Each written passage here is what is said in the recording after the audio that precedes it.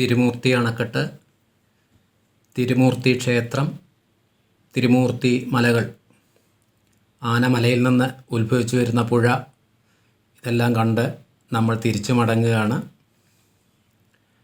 പാലാർ, ആളിയാർ, ചിറ്റാർ ഈ ഉപപോഷക നദികൾ അമരാവതി പുഴയായി ഇവിടെ കേരളത്തിലെത്തുമ്പോൾ ചിറ്റൂർ പുഴയായും ശോകനാശിനി പുഴയായും കണ്ണാടിപ്പുഴയായും കേരളത്തിലൂടെ ഒഴുകുന്നു. നമ്മുടെ സംസ്കാരത്തിൻ്റെയും പൈതൃകത്തിൻ്റെയും ജീവനാഡിയാണ് ഭാരതപ്പുഴ. ശോകനാശിനിപ്പുഴ എന്ന് ഭാരതപ്പുഴയ്ക്ക് പേരിട്ടത് എഴുത്തച്ഛനാണ്. ഓരോ സ്ഥലങ്ങളുടെയും പേരിലാണ് ഭാരതപ്പുഴ ഓരോ നാട്ടിലും അറിയപ്പെടുന്നത്.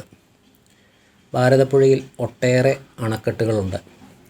തമിഴ്നാട്ടിൽ Amaravathi dam, Thirumoorthy dam, Aliyar dam തുടങ്ങിയ ഡാമുകൾ ഭാരതപ്പുഴയിലാണ്. അതിനുശേഷം കേരളത്തിലെത്തുമ്പോൾ Malampuzha dam, Walayar dam, Mangalam dam, Pothundi dam, Meenkara dam, Chulliyar dam തുടങ്ങിയ ഡാമുകളും ഭാരതപ്പുഴയിലാണ്. നിർമ്മാണത്തിലിരിക്കുന്ന പുതിയ 2 ഡാമുകളും ഇപ്പോൾ ഭാരതപ്പുഴയിലുണ്ട്.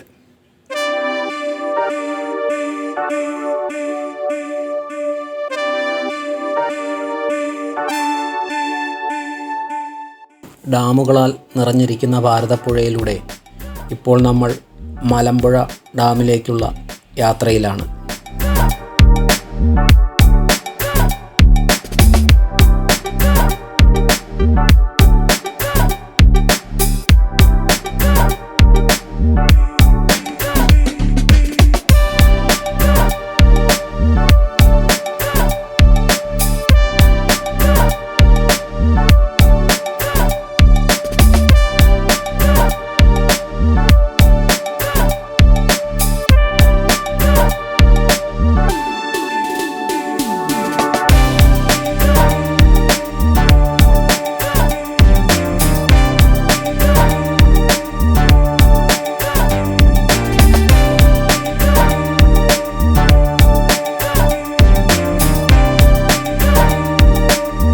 നമ്മളിപ്പോൾ നിൽക്കുന്നത് മലമ്പുഴ ഡാമിലാണ്.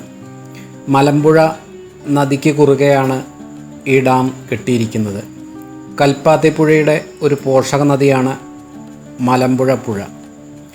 കേരളത്തിലെ 2ാമത്തെ വലിയ നദിയായ ഭാരതപ്പുഴയുടെ പോഷക നദിയാണ് കൽപ്പാത്തി പുഴ. പാലക്കാട് നഗരത്തിന് അടുത്താണ് മലമ്പുഴ അണക്കെട്ട് സ്ഥിതി ചെയ്യുന്നത്. കേരളത്തിലെ അണക്കെട്ടുകളിൽ വലിപ്പത്തിൻ്റെ കാര്യത്തിൽ 2ാമതാണ് മലമ്പുഴ അണക്കെട്ട്. 1ാമത് ഇടുക്കിയാണ്. 1949 ആരംഭിച്ച് 1955 പൂർത്തീകരിച്ചു ഈ ഡാം. വളരെ വേഗതയിലാണ് ഈ ഡാമിൻ്റെ പണി പൂർത്തിയായത്. ഈ ഡാമിൻ്റെ നിർമ്മാണ കാലത്തെപ്പറ്റി OV വിജയൻ്റെ ഖസാക്കിൻ്റെ ഇതിഹാസത്തിൽ പരാമർശമുണ്ട്. അക്കാലത്ത് 5.3 കോടി രൂപ ചിലവഴിച്ചതായി ഇതിനോടനുബന്ധിച്ചുള്ള കണക്കുകളിൽ കാണുന്നു. പാലക്കാട് ജില്ലയിലെ ചെന്താമരക്കുളം എന്ന മലമ്പ്രദേശത്ത് പശ്ചിമഘട്ടത്തിൻ്റെ ഉയർന്ന മലയിടുക്കുകളിൽ നിന്നാണ് കൽപ്പാത്തിപ്പുഴ വരുന്നത്. വാളയാറിന് വടക്കായി ചെന്താമരക്കുളം സ്ഥിതി ചെയ്യുന്നു. വാളയാർ പുതുശ്ശേരി ഗ്രാമപഞ്ചായത്തിലാണ്. 4 നദികൾ ചേർന്നാണ് കൽപ്പാത്തിപ്പുഴ ഉണ്ടായത്. മലമ്പുഴ, വാളയാർ, കോരയാർ, വരട്ടാറ് എന്നിവയാണത്. നിലവിലെ മലമ്പുഴ ഗാർഡൻ നമ്മളെ വല്ലാതെ നിരാശരാക്കും. ഇത്രയും മോശമായൊരവസ്ഥയിൽ പലതവണ അവിടെ പോയിട്ടുള്ള ഞാൻ ഇതുവരെയും കണ്ടിട്ടില്ല. അതുകൊണ്ട് മലമ്പുഴ ഗാർഡൻ്റെ ദൃശ്യങ്ങളിലേക്കും കാഴ്ചകളിലേക്കും നമ്മൾ അധികം പോകുന്നില്ല. കേരളത്തിൻ്റെ ഉദ്യാനമായിട്ടാണ് മലമ്പുഴയെ നമ്മളറിയുന്നത്. മലമ്പുഴ ഉദ്യാനം പഴയ പോലെ പരിപാലിക്കുന്നുണ്ട് എന്ന് തോന്നുന്നില്ല. എന്തായാലും ഈ കാഴ്ച നമ്മളെ നിരാശരാക്കുന്നുണ്ട്. നമുക്ക് അടുത്തതായി ഇനി കൽപ്പാത്തി അഗ്രഹാരത്തിലേക്ക് പോകാം. തമിഴ് ബ്രാഹ്മണരുടെ അഗ്രഹാരങ്ങൾ സ്ഥിതി ചെയ്യുന്ന സ്ഥലമാണ് കൽപ്പാത്തി. ഇപ്പോൾ നമ്മൾ അവിടെയാണ് ഉള്ളത്. അടുത്തടുത്ത് ചേർന്നുള്ള വീടുകൾ കാണാൻ തന്നെ വളരെ കൗതുകമാണ്.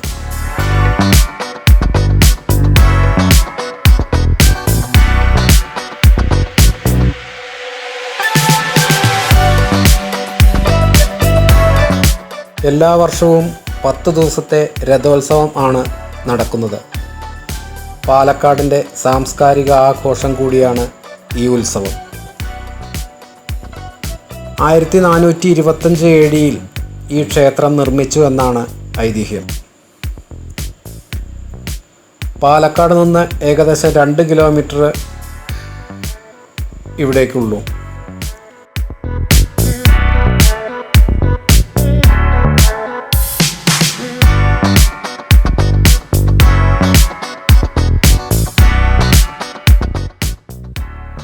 ഭാരതപ്പുഴയുടെ തീരത്താണ് നൂറ്റാണ്ടുകളുടെ ചരിത്രം പറയുന്ന കൽപ്പാത്തി ഗ്രാമം. തഞ്ചാവൂരിൽ നിന്നും കുടിയേറി പാർത്തവരാണ് ഇവിടെയുള്ള തമിഴ് ബ്രാഹ്മണർ. ഇവിടെയാണ് ലോകപ്രശസ്ത കൽപ്പാത്തി രഥോത്സവം നടക്കാറുള്ളത്. തമിഴ് നാടൻ ശൈലിയാണ് ക്ഷേത്രത്തിൽ. കൽപ്പാത്തിയിൽ എത്തിയവർ തമിഴ് രീതികൾ പ്രചരിപ്പിച്ചു. തഞ്ചാവൂർ തനിമയാണ് ഇവരുടെ പ്രത്യേകത. ആചാരങ്ങൾ അതേപടി ഇപ്പോഴും അവർ നിലനിർത്തുന്നു. ദൈവങ്ങൾക്ക് സവാരി ചെയ്യാൻ രഥപൂജകൾ ചെയ്തു. ഭക്തരെ കാണാൻ വർഷത്തിലൊരിക്കൽ ദേവൻ രഥത്തിലേറി വരുന്നുവെന്നാണ് അവരുടെ വിശ്വാസം. കേരളത്തിലെ ആദ്യത്തെ പൈതൃക ഗ്രാമമാണ് കൽപ്പാത്തി.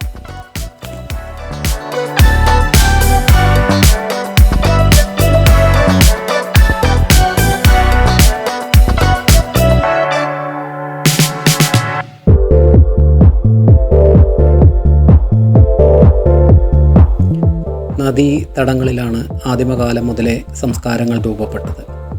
ഇവിടെയും അതുതന്നെയാണ് സംഭവിച്ചിട്ടുള്ളത്. ഒരു കാലത്ത് പച്ച പിടിച്ചു നിന്ന ഭാരതപ്പുഴയുടെ ഊർജ്ജസ്വലമായ തെളിവാണ് കൽപ്പാത്തി അഗ്രഹാരം. നമുക്ക് അല്പനേരം കൽപ്പാത്തി പുഴയോരം കണ്ടു നടക്കാം. നമ്മുടെ ഹൃദയത്തിലുള്ള ഒരു പുഴ ഇന്നില്ല.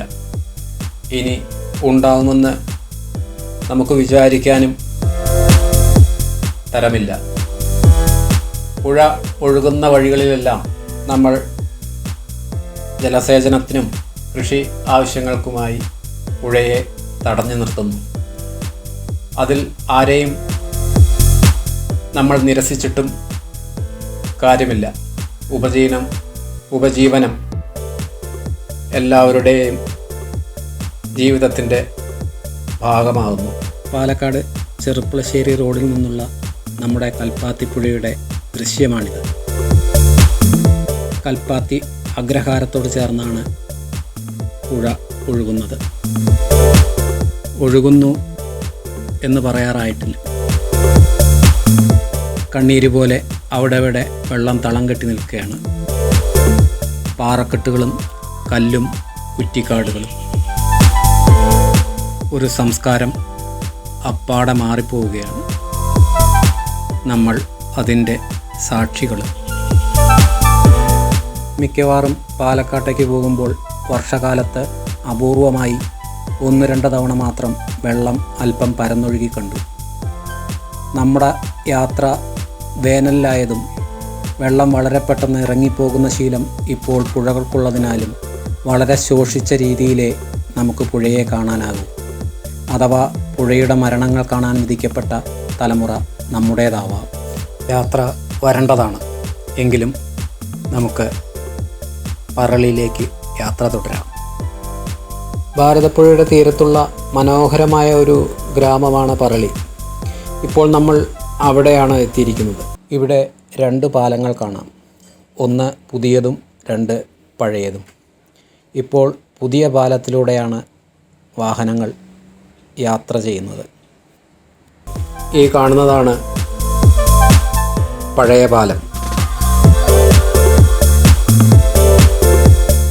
കാഴ്ചയിൽ തന്നെ വല്ലാതെ നമ്മളിൽ ഗൃഹാതുരത ഈ പാലം ജനിപ്പിക്കും. ഏകദേശം 170 വർഷം പഴക്കമുണ്ട് പഴയ പാലത്തിന്. 1852 ബ്രിട്ടീഷ് ഭരണകാലത്ത് ഇഷ്ടികയും കുമ്മായച്ചാന്തും ഉപയോഗിച്ച് അന്നത്തെ കലക്ടറായിരുന്ന WR റോബിൻസന്റെ നേതൃത്വത്തിൽ നിർമ്മിച്ചതാണ് പുരുളിപ്പാലം. പറളി എന്ന സ്ഥലനാമം ഇങ്ങനെ ലഭിച്ചതാണ് എന്നാണ് കരുതുന്നത്. 9 കണ്ണികളോടെ കമാനാകൃതിയിൽ നിർമ്മിച്ച പാലം ബ്രിട്ടീഷ് സാങ്കേതിക വിദ്യയുടെ കരുത്ത് നമ്മളെ ബോധ്യപ്പെടുത്തും. പൊന്നാനിയിലേക്ക് പെട്ടെന്ന് പോകാൻ വേണ്ടിയാണ് ബ്രിട്ടീഷുകാർ ഈ പാലം നിർമ്മിച്ചത് എന്നാണ് പറഞ്ഞു കേൾക്കുന്നത്. ഇവിടെ അടുത്തു വച്ച് കൽപ്പാത്തിപ്പുഴയും കണ്ണാടിപ്പുഴയും സംയോജിച്ച് ഭാരതപ്പുഴയായി അഥവാ നിളാനദിയായി ഒഴുകുന്നു. പാരീസിലെ പോൺമാരീസ് ബ്രിഡ്ജ്, ലണ്ടനിലെ വെസ്റ്റ്മിൻസ്റ്റർ ബ്രിഡ്ജ്, ഇത് രണ്ടിൻ്റെയും നിർമ്മാണത്തിലുള്ള സാമ്യത നമ്മുടെ ഈ പറളിയിലെ പഴയ പാലത്തിനുമുണ്ട്.